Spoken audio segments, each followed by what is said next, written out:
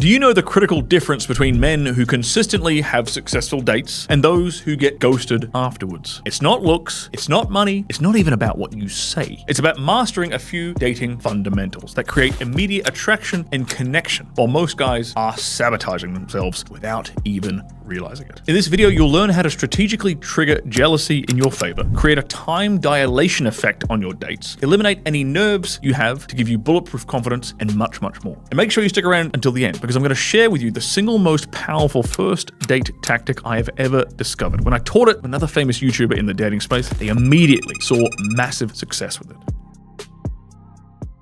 Number 1, tell her what to wear, where to meet you, and when. Really simple, but this level of decisiveness on a first date has a strong first impression. In fact, easy way to do this when it comes to telling her what to wear, for example, if she has an Instagram account, you can just pick something from her Instagram if you don't have anything in specific in your mind. You can go through her Instagram, obviously don't go perving, don't find something that's super revealing and super over the top, but pick a dress, send her the photo of it, say something like this would be perfect, and tell her exactly where to meet you at exactly what time. Telling her what to wear, you picking out the restaurant for both of you, you are alleviating her of a lot of the stress of deciding what to wear on the date, which women do stress about. You're making it much quicker for her to get ready, because she already has to take a lot of time to get ready and prepare with her makeup and all these sort of things. And a lot of men don't really appreciate the actual time and financial investment that women do put into going on a date in the first place. The easier you can make this process for her, the better that first impression is going to be. And like we said before, it's a very decisive thing to do. It shows that you can take the lead, and it's a very masculine, attractive trait. The second thing you can do is go to a place that you frequent. Think a restaurant or a bar or even a fun activity spot that you already know about. If you're going to a restaurant, it means you know the menu, so you can order the really good entree. If you're going to a bar you're familiar with, you can order really good cocktails for her. Or maybe you're really good at mini golf at this particular mini golf course, so you can go there and you can either beat her at it or you can show her how to be really good on that course. You want to get to know the staff at this venue. And this will add to your perceived status when you actually take her there. People recognize you, are very friendly towards you, it's obvious that they know you and they treat you well. It makes you stand out as having status in that location and in that environment. And it also subtly triggers jealousy and pre-selection, because she might start to wonder, does he take all the girls here? How do these people know him so well? He comes here a lot. Is he coming with another woman? Being perceived as a player in this way, it's not a very overt thing either. This is just something that's running in the back of her mind. It's a possibility. The perception will work in your favor because it's not overt. It's not so out there that she can be turned off and sort of intimidated by it. The third thing I want you to focus on is your grooming. Really basic stuff, but a lot of guys don't do this. Think floss your teeth, brush your teeth, shave your stubble down, shave your beard line, fresh socks, fresh underwear, deodorizing powder in your shoes to stop them from smelling, good cologne or a nice natural oil. Very, very important one that a dentist friend taught to me way back in my 20s, a tongue scraper. A lot of bad breath is actually from stuff that's stuck to your tongue. If you get yourself a good tongue scraper and just tongue scrape before every date, your breath is going to be a lot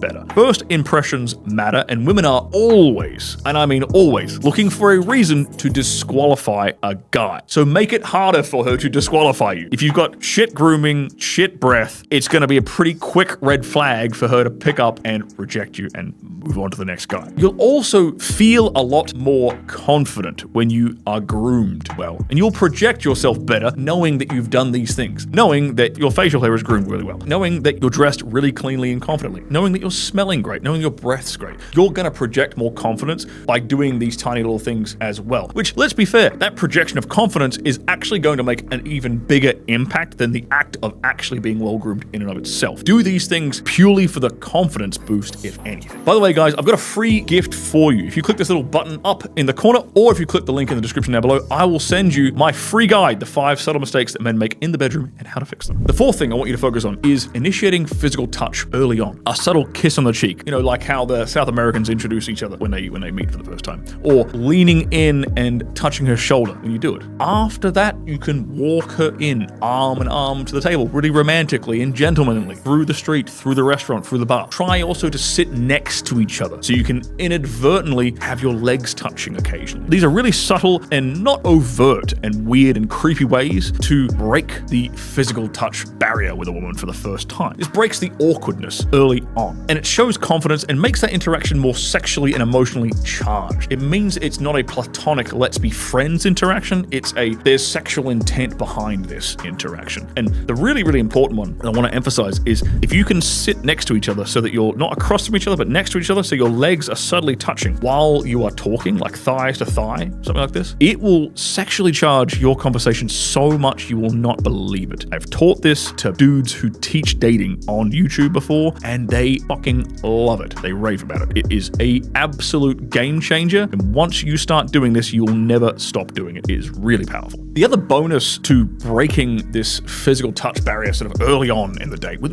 these really little subtle nonchalant things is that when it comes to the end of the date, you don't want to be in a situation where there's been zero physical contact between you and her, because it makes it super awkward, because at the end of the day, she's probably going to be sitting there thinking, crap, he's going to try and fucking kiss me now, isn't he? And it makes that potential, that you trying to even kiss her at the very end of the date, even more awkward and set up because there's been no physical contact at all the whole time. The underlying sub-communication of the whole interaction up to the end has been platonic because there's been zero physical contact. Not talking, you don't have to grope her, you don't have to be making out with her like a randy teenager. Subtle little things like legs touching on the back of the arm, walking arm in arm through the restaurant, all these really little subtle things are ways of communicating sexual intent more subtly. The fifth thing is I want you to take it to multiple locations. This creates the effect of you two having known each other longer than you actually have. It creates a feeling of familiarity and comfort, and it allows, in her brain at least, to have kind of multiple memories of you within the same night. You could move her to multiple like date locations, so like a bar, then a restaurant, and then some fun activity, or just within the one venue itself, you can spend a bunch of time in one place and then a bunch of time in a completely different place within the same venue. The whole idea, though, is that you're creating different memories, which then creates this sort of time dilation effect. The sixth thing I want you to do is prepare your house for success. Think cleaning the damn house. Clean your bloody toilet. Don't leave dirty dishes just laying around. Have condoms strategically placed around the house so you're not just rushing to try and find one and making it really awkward if that moment does strike. Clean your bed sheets, for God's sake. Have some mood lighting. Set some mood music around the house. This idea of preparing for success, right? Knowing that you have done all of this prior to going on the date will give you a psychological confidence boost. You'll actually feel more confident if that interaction is going really well, if there's great chemistry between the two of you, because you won't be worried about actually taking her home if things do go well. Now, I'm not saying they're going to go 100% well 100% of the time. Preparing for success in this way allows you to flow through with it very congruently, very smoothly if it does. And it also, again, gives you that psychological confidence boost of just doing the act of preparing for success in the first place. Now, if things go great, you're going to want to know how to kiss her properly. So you should watch this video over here where I break down exactly how to be a great kisser.